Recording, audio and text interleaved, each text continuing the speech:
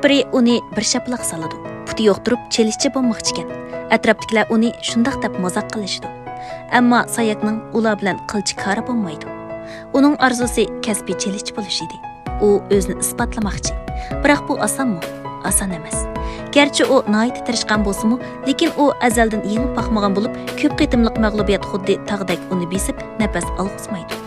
U mu voz kechishni o'ylaydi. Yelim yaxshi ta'liga Terner boshdan oxiri uning dadasiga o'xshash untinsiz holda Sayakni qo'llab, uning ruhiy holatini tangshashga ilhom beradi.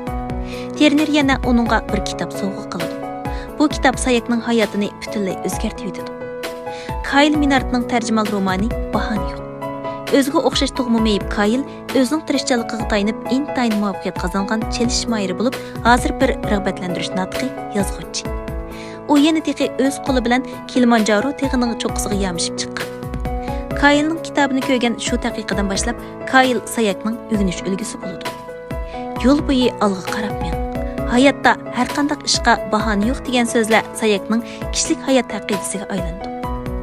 U bu xatlarni o'zining tumbisiga chektirib oladi.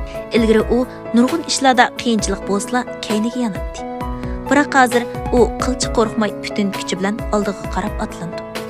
Xuddi uning tumbisidagi hikmatli so'zlar o'zga deyilganga o'xshash. Chelish maydonida utquchi hammaga erishdi, uturg'uchi shallandi.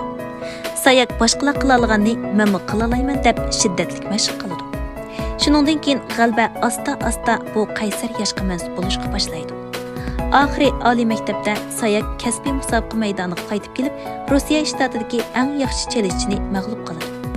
2017-yil 1 yil ichida Sayak 33 oltin medalga erishib, borgan sari ko'plagan kishilarning e'tirof qilishiga erishdi. Ba'zi vaqtlarda u mag'lub bo'lgan taqdirdami, sahna aktsidagi tomoshabinlar yanada o'rnidan turib, uning uchun kuldirib qaras alqish sadosi yangradi. Bu manzarani ko'rgan Sayakning ko'z yoshlari to'kilib ketadi. Terner uni mo'risi ko'tirdi. Shu topda ular hammani yengandek qiladi. Musobaqadan keyingi Sayak naqsh etishni, soz chelishni o'rgandi.